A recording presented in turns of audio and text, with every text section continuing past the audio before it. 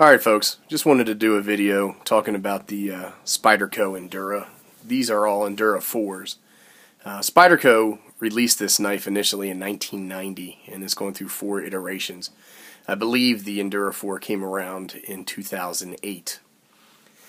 Anyhow, let me just run down some specs real quick and then I can talk a little bit about some thoughts and observations. Overall length when open is 8 3/4 of an inch. The blade itself is 3 3/4 of an inch. The blade steel is VG10, and we'll talk about that in a little bit. Close length is 5 inches. The cutting edge is just a hair under 3.5 inches at 3.4. The weight is 3.6 ounces, and the handle material is fiberglass reinforced nylon. One of the things I really like about these knives is that they're very easy to disassemble and maintain. You can take them apart, you can clean them, and as you can see, these 3 are not in their original configuration. This is one that I put it's a little grimy. This is a utility blade that I use to cut all kinds of things, and it works great. I love Spyderco serrations. To me, they do serrations right. They do the best serrations that I've ever used. Anyhow, that blade doesn't come with that knife, and I switched the backspacer of these two. This was originally the serrated model, and then this is an orange. I think these were a sprint run, the oranges that I actually put the waved blade on, and then I believe these pinks were a sprint run as well.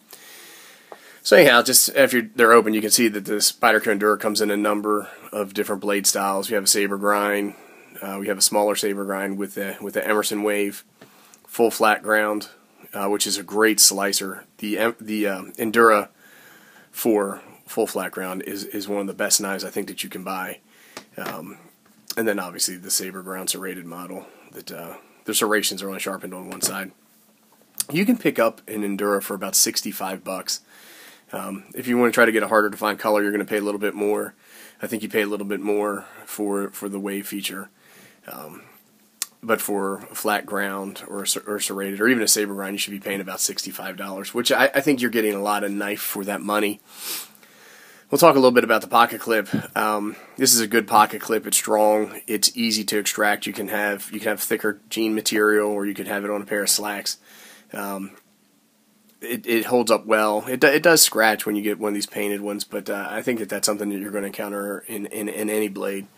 When you take a look at the Endura scales, you can move this pocket clip to 4-point carry, so it's right hand, left handed, tip up or tip down carry, and then the FRN is bidirectional. So it's, for me, this is a very grippy, great traction play, and there's some jimping back here and some jimping on the thumb ramp. Knife that you can hold if you get it wet, if you get it muddy, if you get just goo on the knife. I use these a lot for food prep in the kitchen. Sometimes my wife's like, "What the hell are you doing?" But I also use them for food prep when I'm camping or hiking or something like that. They perform very well when there's just stuff on the blade, and they grip very nice, and the ergonomics on these they fit my hand perfectly. When people ask me, they say, "Hey, what kind of knife should I get?" I always recommend the Delica or the Endura because I think that you're getting a lot of value, a lot of knife for the price that you pay for these. They're not pin construction. You can take these apart quite easily. They do have steel. You probably see a little bit easier on one of these. They do have steel liners in there, but taking these apart is a breeze, and cleaning them is very easy. They have phosphorus bronze washers on the pivot, and the action on these, I think I just cut myself, is sure did. it's pretty good. Dang, I didn't mean to do that. I don't know. Now I'm a little distracted. They're very lightweight knives that carry nice and fit in the pocket. They're thin.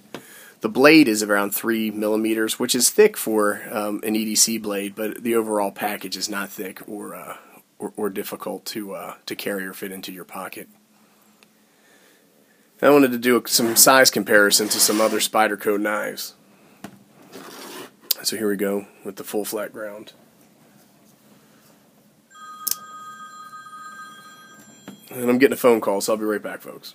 Alright, sorry about that, guys. Phone was ringing. I had to take that.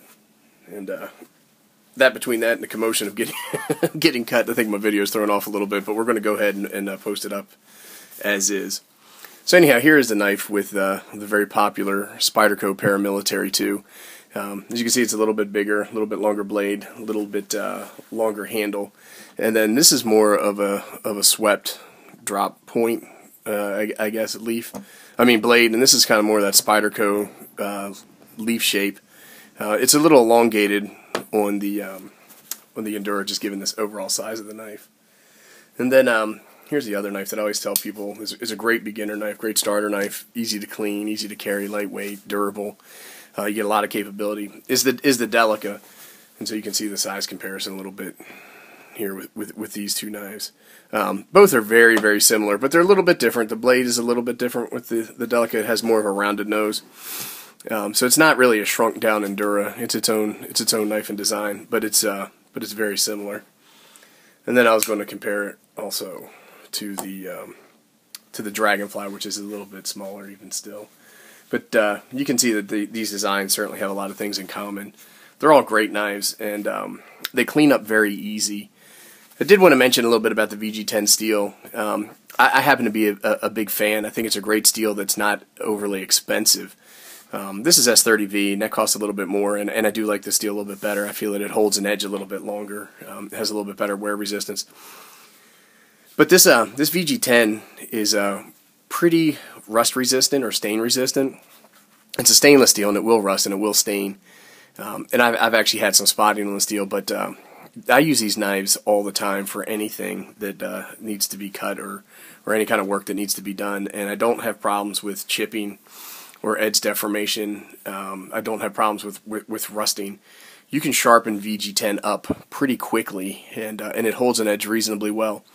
It's my understanding, I might be wrong here, that on a molecular level, the carbides of VG10 are very fine, and that helps with ease of sharpening. And I won't say edge retention, but it does seem that they stay sharp pretty long. But the wear resistance is a little bit lower on VG10 compared to some of the other newer super steels, so they do need to be sharpened a little bit more often.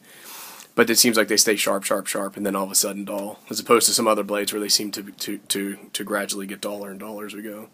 There we go. I got the got that cut going pretty good. Anyhow, then the other thing I was going to mention is that they have a lanyard hole. Obviously, you can see I have some lanyards tied, and here's the one. Here's the Endura. So you can fit a piece of 550 paracord through there, no problem.